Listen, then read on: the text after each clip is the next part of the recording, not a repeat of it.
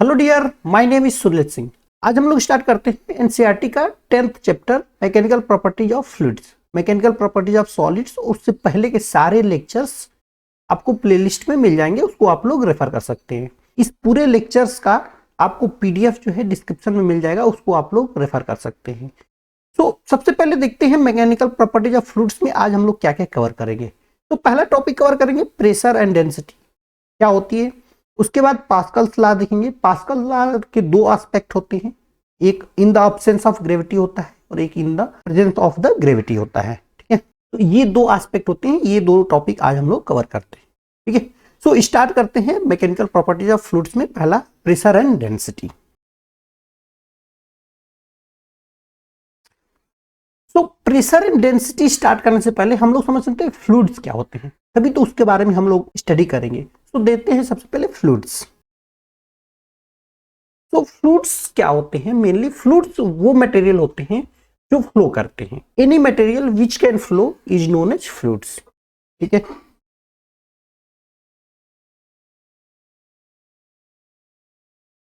इसका एग्जांपल देखते हैं तो सबसे बेस्ट एग्जांपल है वाटर। वाटर फ्लो करता है।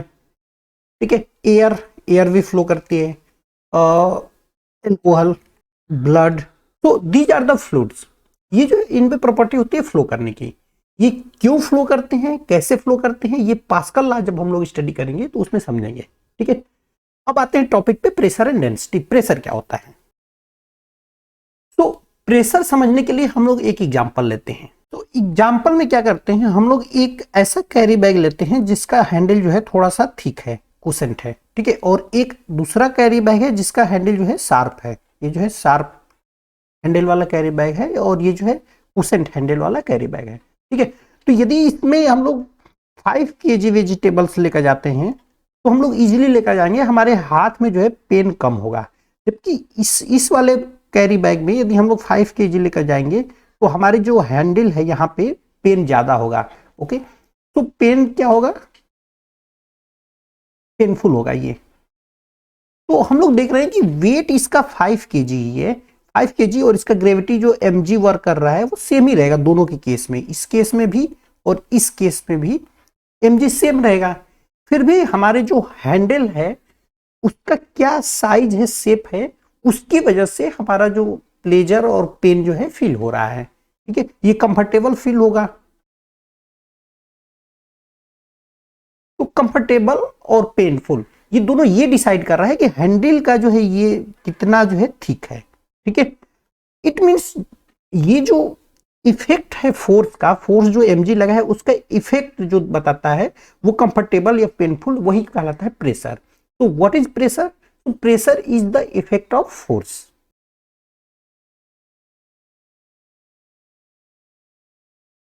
ओके, ये तो फर्स्ट पॉइंट हो गया। सेकेंड पॉइंट क्या होगा? यहां पे हम लोग देख रहे हैं कि जो फोर्स है वो तो इक्वल है दोनों केस में, लेकिन उसका इफेक्ट जो है एरिया पे डिपेंड कर रहा है। यदि एरिया ज्यादा है तो कंफर्टेबल प्रेशर है, यदि एरिया लेस है तो पेनफुल है। इट मींस एरिया की इनवर्सली प्रोपोर्शनल है। फोर्स तो उतना ही है लेकिन एरिया बदलने की वजह से प्रेशर बदल जा रहा है। तो lesser the area more the pressure, greater the area lesser the pressure. It means force pressure जो है वो क्या है? Force per unit area. Okay, लेकिन एरिया कितना होना चाहिए? ये रेशियो है, फोर्स और एरिया का रेशियो है प्रेशर। ठीक है, तो यहां पे क्या करते हैं, लिमिट एरिया टेंड्स टू 0 कर देते हैं। ठीक है, it means for small area जितना भी फोर्स लगता है उसको हम लोग बोलते हैं प्रेशर। ओके, तो pressure is force per unit area. Clear? अब इसका थर्ड पॉइंट यूनिट क्या होती है। यूनिट ऑफ प्रेशर निकालने के लिए क्या करेंगे हम लोग? Force per unit area. So force का यूनिट होता है न्यूटन और एरिया का यूनिट होता है मीटर स्क्वायर। सो न्यूटन पर मीटर स्क्वायर। इसको हम लोग सेकेंड नाम भी बोलते हैं, उसको हम लोग बोलते हैं pascal. Okay, so unit of pressure क्या होता है? न्यूटन पर मीटर स्क्वायर या पास्कल। क्लियर? इसका डायमेंशन क्या होगा? तो फोर्स का डायमेंशन होता है ml-2 और मीटर स्क्वायर का डायमेंशन हो जाएगा l-2। इट मीन्स इसका जो डायमेंशन है ml-1t-2। सो डायमेंशन हो गया, डायमेंशन फार्मूला ऑफ प्रेशर हो गया ml-1t-2। क्लियर? तो ये हो गया प्रेशर। अब हम लोग देखते हैं डेंसिटी। तो डेंसिटी क्या होती है? तो प्रेशर हम लोग देखें वो इफेक्ट ऑफ फोर्स होता था। डेंसिटी क्या होगी? तो density is the content of material for the particular volume, उसको हम लोग बोलते हैं डेंसिटी। तो डेंसिटी क्या है? Content of material. ओके, अब कंटेंट ऑफ मटेरियल कैसे डिसाइड करते हैं? तो एवोगाड्रो बताते हैं कि एक पर्टिकुलर वॉल्यूम में नंबर ऑफ मॉलिक्यूल्स जो है ऑलवेज सेम होते हैं, वो एवोगाड्रो नंबर के बराबर होते हैं ऑलवेज। सो लेट सपोज हमारे पास 2 कंटेनर है, कंटेनर ए और कंटेनर बी। कंटेनर ए में एक मटेरियल वाटर रखा हुआ है और कंटेनर बी में लेट सपोज हमारे पास मरकरी रखा हुआ है। तो एक पर्टिकुलर वॉल्यूम, दोनों का वॉल्यूम जो है सेम है, ठीक है, इसका भी वॉल्यूम v है, इसका भी वॉल्यूम v है, ठीक है। सो फॉर पर्टिकुलर वॉल्यूम जो नंबर ऑफ पार्टिकल्स होते हैं वो सेम होते हैं। नंबर ऑफ पार्टिकल्स जो होते हैं 1 एवोगाड्रो नंबर के बराबर होते हैं, वो जो होता है 6.023 इंटू 10⁻23 मॉलिक्यूल्स के बराबर होता है, ठीक है। लेकिन जो वेट ऑफ मॉलिक्यूल्स है वो डिफरेंट मटेरियल के लिए डिफरेंट होता है। लाइक वेट ऑफ वाटर का मॉलिक्यूल और वेट ऑफ मरकरी का मॉलिक्यूल दोनों का अलग अलग होगा, जिसकी वजह से इसका मास जो है फॉर पर्टिकुलर वॉल्यूम में चेंज हो जाएगा, ठीक है।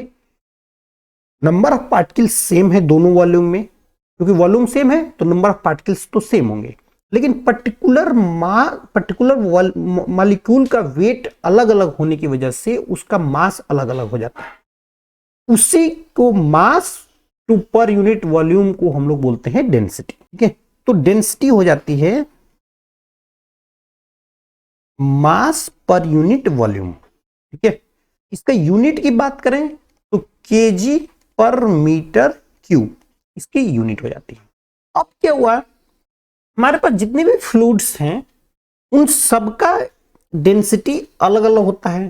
तो क्या किया गया कि हम लोग डेंसिटी ना रिमेंबर करके हम लोग एक रिलेटिव डेंसिटी का टर्म निकाल दिए, और रिलेटिव डेंसिटी को हम लोग क्या करते हैं कि वाटर से कंपेयर करते हैं कि वाटर के कंपेयर में जो भी पर्टिकुलर मॉलिक्यूल मटेरियल है, लाइक HG है, पारा है या एल्कोहल है, उसकी कितनी डेंसिटी है, और उसको हम लोग बोलने लगे रिलेटिव डेंसिटी। तो सबसे पहले लिख देते हैं absolute density of water. Water at 4 degree centigrade वो होता है 1000 kg per metre cube. 1000 kg means 1 metre length, 1 metre height और 1 मीटर विड्थ का क्यूब बना दिया जाए, उसमें वाटर फिल किया जाए तो 1000 kg जो है वाटर उसमें आएगा। उसको हम लोग बोलते हैं एब्सोल्यूट डेंसिटी ऑफ वाटर, ठीक है। यदि सी वाटर की डेंसिटी देखा जाए तो क्या होती है, तो ऑब्वियस सी बात है वाटर से ज्यादा होगा। क्यों ज्यादा होगा? क्योंकि सी वाटर में डिफरेंट डिफरेंट साल्ट्स डिजॉल्व होते हैं, जिसकी वजह से जो एब्सोल्यूट वाटर है उससे जो है ज्यादा हो जाए डेंसिटी। तो 1030 kg पर मीटर क्यूब होती है डेंसिटी ऑफ सी वाटर, ठीक है।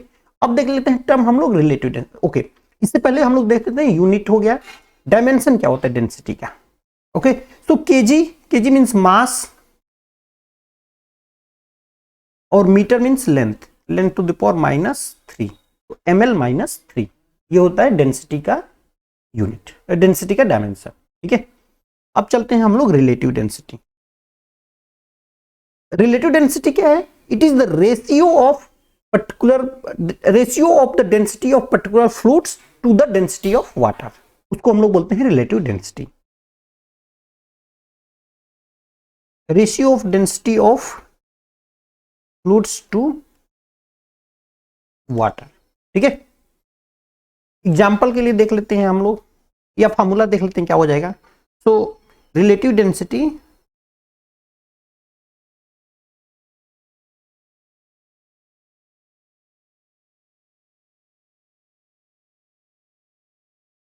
डेंसिटी ऑफ फ्लूइड्स और डिवाइडेड बाय 1000। 1000 क्या है? वाटर की डेंसिटी है एट 4 डिग्री सेंटीग्रेड। ठीक है, रिलेटिव डेंसिटी की यूनिट क्या हो जाएगी, तो कोई भी यूनिट नहीं होगी, क्योंकि ये डेंसिटी डिवाइडेड बाय डेंसिटी का रेशियो है। ठीक है, अब एक दो रिलेटिव डेंसिटी हम लोग देख लेते हैं क्या होता है। तो वाटर की रिलेटिव डेंसिटी क्या हो जाएगी, तो वो हो जाएगा 1000 डिवाइडेड बाय 1000, इट मींस 1। तो वाटर की रिलेटिव डेंसिटी 1, सी वाटर की रिलेटिव डेंसिटी, तो सी वाटर की relative density 1030 divided by 1000, it means 1.03, ये हो जाएगा सी वाटर की रिलेटिव डेंसिटी। एल्कोहल की रिलेटिव डेंसिटी क्या होती है, तो एल्कोहल वाटर से हल्का होता है, 0.806 एल्कोहल की होती है। ब्लड की क्या होती है रिलेटिव डेंसिटी,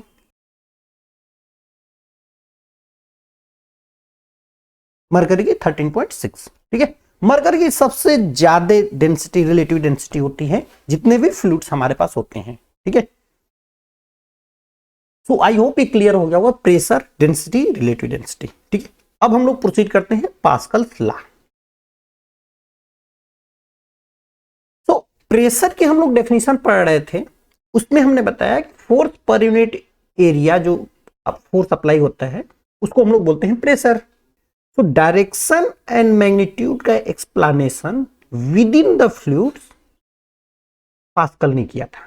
ठीक है, तो पास्कल ने क्या किए थे,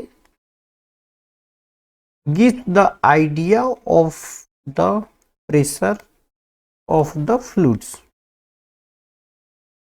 क्लियर, एग्जैक्टली पास्कल लॉ होता क्या है, so at any point inside the liquid the pressure is same and acting in all direction।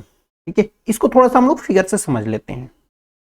तो पास्कल ने बताया कि at any point inside the liquid, let suppose हमारे पास ये पॉइंट है रेड, यहां पे जो प्रेशर रहेगा due to this liquid, due to जो भी लिक्विड मटेरियल भरा हुआ है, वो यहां पे प्रेशर ऑल डायरेक्शंस में रहेगा,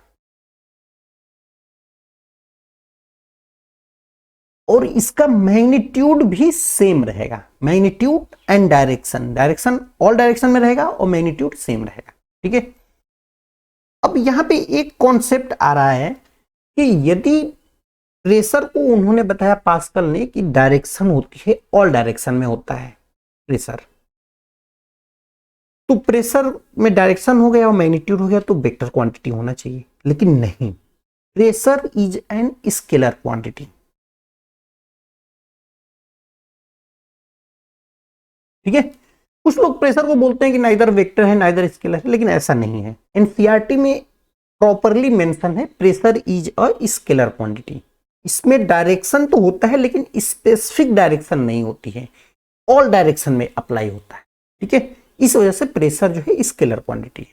ठीक है, तो यहां पे देख लिया हम लोग प्रेशर किसी पॉइंट पे ऑल डायरेक्शन में अप्लाई होता है। क्लियर, अब क्या किए, एक लिक्विड है, इसके अंदर जो है एक बॉल डाल दिए। ठीक है, ये लिक्विड फिल है यहां तक, एक पर्टिकुलर वॉल्यूम तक, इसमें हमने एक बॉल डाल दिया। इस पे जो प्रेशर लगेगा इस सरफेस के परपेंडिकुलर लगेगा, ऑलवेज प्रेशर जो है सरफेस के परपेंडिकुलर लगेगा।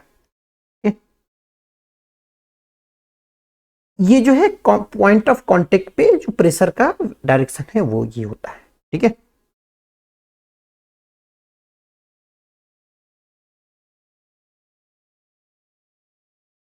ठीक है, so direction of pressure is at right angle to the point of contact. जहां पे भी पॉइंट ऑफ कांटेक्ट होगा, यहां पे पॉइंट ऑफ कांटेक्ट है तो यहां पे प्रेशर का डायरेक्शन परपेंडिकुलर होगा, राइट एंगल पे होगा। ठीक है, ये हो गया हमारा pascal law in the absence of the gravity. ठीक है, यदि pascal law absence of gravity लिखना हो, सबसे पहले लिखेंगे give the idea of pressure of the fluids. इसका स्टेटमेंट हो जाएगा at any point inside the liquid the pressure is same and acting in the all direction. ठीक है, pressure is a scalar quantity. ठीक है, 3 पॉइंट्स, और fourth point है pressure, direction of pressure at the point of contact is at the right angle. ठीक है, जहां पे भी पॉइंट ऑफ कांटेक्ट होगा वहां पे राइट एंगल पे प्रेशर लगेगा। ठीक है, ये 4 जो है पॉइंट्स हो जाएंगे। ठीक है, अब यहां पे हम लोग देख रहे हैं कि इन्होंने बोला है कि pressure is same pressure same रहता है बट ऑल डायरेक्शन में एक्ट करता है। ये कैसे हम लोग समझेंगे, थोड़ा सा हम लोग समझते हैं इसको। तो यहां पे क्या है, एक कंटेनर है जिसमें वाटर फिल है, ठीक है, वाटर फिल है। अब वाटर यहां पे कंटेनर फिल है तो ये फ्लो नहीं हो रहा है, ठीक है, इसमें कोई वेलोसिटी नहीं है, ठीक है, ठीक है, वेलोसिटी ऑफ वाटर 0 है इस कंटेनर में। अब सपोज करते हैं यहां पे एक बॉल है, उस पे चारों तरफ से जितनी भी डायरेक्शन है एक फोर्स लग रहा है। तो ये फोर्स लेट सपोज हम लोग कर रहे थे, ये F1 है, ये F2 है, ये F3 है और ये F4 है, 4 फोर्स लग रहे हैं, ठीक है। अब according to Newton second law, यदि किसी वेलोसिटी किसी भी पार्टिकल पे यदि फोर्स लगता है तो उसमें एक्सेलरेशन होगा। फोर्स लगता है यदि तो उसके मास इंटू एक्सेलरेशन होगा, ठीक है। यहां पे देख रहे हैं कि कोई वेलोसिटी नहीं है, वेलोसिटी ही 0 है। जब वेलोसिटी 0 है तो एक्सेलरेशन भी 0 होगा, ठीक है, और मास तो कांस्टेंट है। तो हम लोग देखते हैं कि फोर्स जो है यहां पे नहीं लगेगा, 0 है फोर्स। क्यों फोर्स 0 है?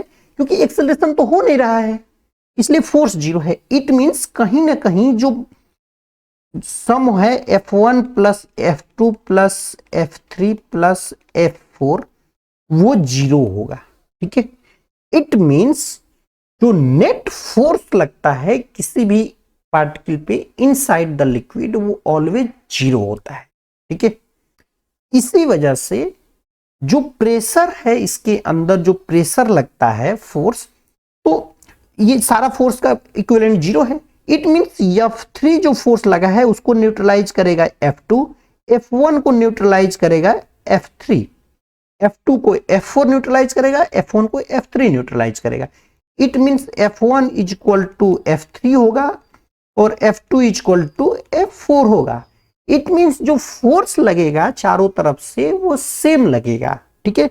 और यही इन्होंने पास्कल ने बताया कि फोर्स या pressure inside the liquid same होता है चारों डायरेक्शन में, सभी डायरेक्शन में, ठीक है।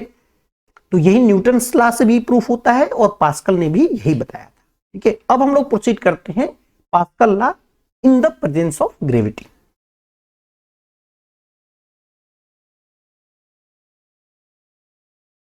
तो हमारे पास एक कंटेनर है, ठीक है, उसमें एक कॉलम जो है सिलिंड्रिकल कॉलम रखे हैं जिसकी हाइट h है, क्लियर। जो डेप्थ है, depth of the upper surface of cylinder है वो h1 है और बॉटम सरफेस की डेप्थ जो है h2 है, ठीक है। डेंसिटी ऑफ फ्लूइड, जो डेंसिटी है फ्लूइड का, जो फ्लूइड भरा हुआ है उसकी डेंसिटी रो है और ग्रेविटी जो है g है, ठीक है। ये हम लोग जो है एज्यूम कर रहे हैं। अब हम लोग देखते हैं इफेक्ट ऑफ ग्रेविटी क्या होगा। तो पास्कल ने बताया कि जो भी यहां पे प्रेशर लगेगा, जो भी यहां पे फोर्स लगेगा और जो यहां पे फोर्स लगेगा वो सेम होगा, इन्होंने पास्कल ने बताया था। लेकिन यहां पे क्या हो रहा है कि थोड़ी सी हाइट की वजह से एक ग्रेविटी इफेक्ट हो जाती है, ठीक है। ग्रेविटी कैसे इफेक्ट होगी? लेट सपोज यहां पे एक पार्टिकल है, इस पे हम लोगों को प्रेशर निकालना है, कितना प्रेशर होगा। तो इस पे जो प्रेशर होगा वो ये सब जितने भी मॉलिक्यूल्स हैं इसके ऊपर, उन सब की वजह से, उनके सबके मास की वजह से एक जो है वेट mg नीचे की तरफ वर्क करेगा और जो पास्कल का जो प्रेशर है इनसाइड लिक्विड की वजह से जो प्रेशर लगता है वो इसमें भी वर्क करेगा। तो यहां पे जो बॉटम वाला प्रेशर है थोड़ा सा इंक्रीज हो जाएगा। लेफ्ट साइड का प्रेशर और राइट साइड का प्रेशर ये तो दोनों सेम होगा, लेकिन ऊपर की तरफ का प्रेशर और बॉटम की तरफ का प्रेशर उसमें डिफरेंस हो जाएगा। क्यों डिफरेंस हो जाएगा? क्योंकि इतने जो वाटर हैं इसके ऊपर, वाटर या फ्लूइड है, फ्लूइड का मॉलिक्यूल है, उसके वेट की वजह से mg mass of the fluid और इनटू ग्रेविटी बॉटम की तरफ वर्क करने लगेगी। तो जो यहां पे प्रेशर होगा, लेट सपोज इसको हम लोग बोल देते हैं F1 और इसको हम लोग बोल देते हैं F2। तो जो F1 F2 पे जो प्रेशर लगेगा वो लिक्विड की वजह से लगेगा, प्लस जो इसके ऊपर पार्टिकल्स हैं उनकी मास की वजह से भी एक फोर्स लगेगा जो बॉटम की तरफ लगेगा। सिमिलर वे में यदि यहां पे कोई पार्टिकल है, उस पे जो फोर्स लगेगा वो नीचे की तरफ लगेगा, इधर की तरफ लगेगा, इधर की तरफ लगेगा, ऊपर की तरफ लगेगा। इतना फोर्स तो इनसाइड पार्टिकल की वजह से लगेगा, लेकिन इसके ऊपर जो पार्टिकल्स हैं, मॉलिक्यूल्स हैं फ्लूइड्स के, उसके मास की वजह से एक mass of the gravity mg की तरह, mg जो है m1g नीचे की तरफ लगेगा और इसमें जो है m2g नीचे की तरफ लगेगा। ठीक है, तो यदि हम लोग देखें डिफरेंस क्या होगा F1 और F2 का, तो F1 और F2 का डिफरेंस जो होगा वो केवल इतने मॉलिक्यूल्स की वजह से, ये जो इतनी हाइट में मॉलिक्यूल्स हैं उसके मास इनटू ग्रेविटी की वजह से जो फोर्स लगेगा उतने का डिफरेंस होगा। ये पिक्चर से दिख रहा होगा, क्योंकि यहां पे ऊपर वाले ये जो मॉलिक्यूल्स हैं वो इसमें भी इफेक्टिव कर रहे हैं, फोर्स लगा रहे हैं, mg लग रहा है, और नीचे वाले में भी लगा रहे हैं। तो यदि ऊपर वाले को इन सब को हटा दिया जाए तो ये जो है इसी की वजह से एक्स्ट्रा फोर्स F2 में जाकर ऐड हो रहा है। ठीक है, यहां तक आप लोगों को क्लियर हो गया होगा। ठीक है, तो अब इसी जो कॉन्सेप्ट को यूज किए हैं, इसी को हम लोग फार्मूला की तरफ बढ़ करके और डिराइव करते हैं फार्मूला। तो जो प्रेशर डिफरेंस है, it means F2 minus F1, वो क्या होगा। ठीक है, तो यहां पे प्रेशर की बात हो रही है, तो प्रेशर एट हाइट यहां पे हम लोग लिख लेते हैं P2 और माइनस P1, वो क्या होगा, तो F2 divided by A minus F1 divided by A। Area क्या है, तो सेम है, एरिया में कोई चेंज नहीं हो रहा है, तो एरिया F2 के लिए भी सेम रहेगा और F1 के लिए भी सेम रहेगा। क्लियर, एरिया कौन सा है, ये वाला एरिया है। ठीक है, अब देखते हैं F2 क्या होगा। तो F2 में जो इंटरनल प्रेशर लगा है वो, और प्लस जितने H1 H2 हाइट तक जितने भी मॉलिक्यूल्स हैं उनका मास इनटू ग्रेविटी, इतना जो फोर्स लगेगा वो F2 में लगेगा। तो इसमें जो प्रेशर है इसको सपोज कर लेते हैं M2 मास है इसके ऊपर लगे हुए हैं, और इनटू जो है हाइट ग्रेविटी। ऐसे ही F1 क्या होगा, तो लेट सपोज कर लेते हैं M1 इंटू ग्रेविटी। क्लियर, अब मास क्या होता है, तो मास M1 और M2 हम लोगों को पता नहीं कितना होगा, लेकिन एक चीज पता है, डेंसिटी। और डेंसिटी क्या होता है, मास पर यूनिट वॉल्यूम। तो वॉल्यूम ऑफ लिक्विड पता है, तो मास पर यूनिट वॉल्यूम हम लोग निकाल देंगे। तो मास जो हो जाएगा वो डेंसिटी इंटू वॉल्यूम हो जाएगा। इन दोनों में जो है डेंसिटी इंटू वॉल्यूम की वैल्यू यहां पे हम लोग पुट कर देंगे। तो F2 इज इक्वल टू हो जाएगा rho into volume 2 into gravity, और F1 क्या हो जाएगा, वो हो जाएगा rho into volume 1 into gravity. अब वॉल्यूम क्या है, तो एरिया, ये वाला एरिया, और इंटू हाइट। यहां से ये जो पार्टिकल्स इसके ऊपर हैं उनका वॉल्यूम क्या होगा, तो एरिया और इंटू हाइट। तो इसके लिए रो इंटू एरिया और इंटू हाइट क्या है, हाइट मीन्स डेप्थ, इसके ऊपर जो है कितनी डेप्थ तक है, तो ये है H2 इंटू जी। और F1 क्या है, तो रो इंटू एरिया, एरिया तो सेम है, नीचे भी सेम ऊपर भी सेम, और इसकी डेप्थ H1 इंटू जी। F1 और F2 की वैल्यू यहां वाले इस वाले फॉर्मूले में हम लोग पुट कर देंगे, तो प्रेशर डिफरेंस हमारा निकल जाएगा। ठीक है, तो P2 minus P1 is equal to F2 minus F1 divided by A है। F2 क्या है, rho V2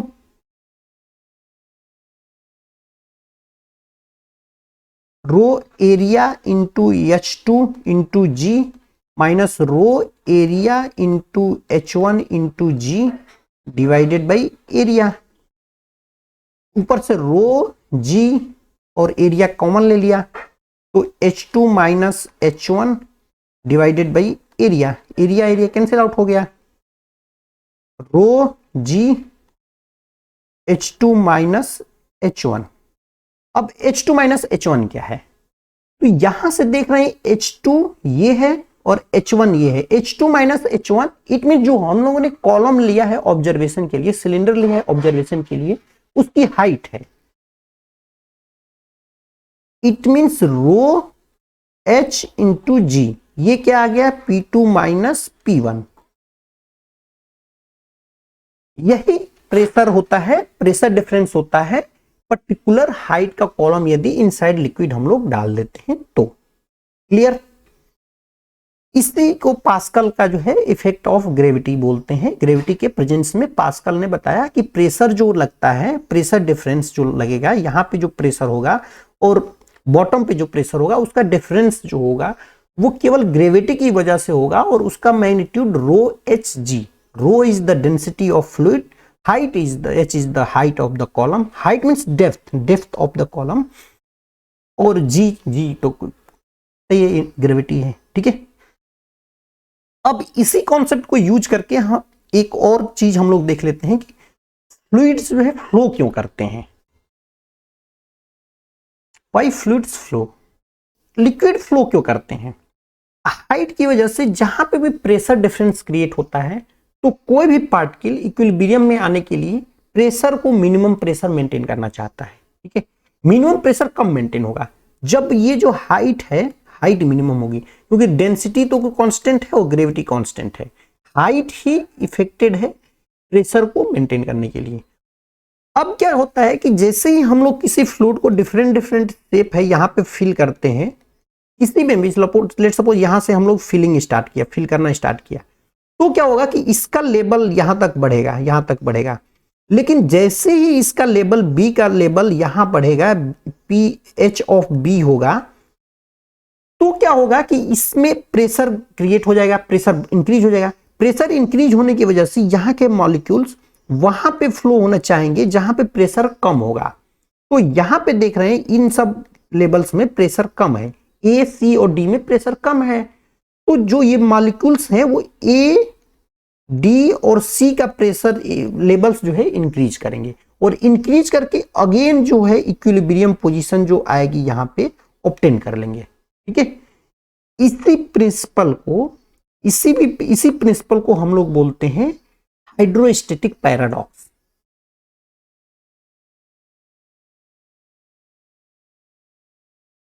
it means hydrostatic paradox की वजह से ही लिक्विड जो है फ्लो करता है, या फिर बोल सकते हैं हम लोग कि प्रेशर को मिनिमम करने के लिए हाई प्रेशर से लो प्रेशर की तरफ जो है फ्लूइड फ्लो करता है। ठीक है, आई होप ये क्लियर हो गया होगा।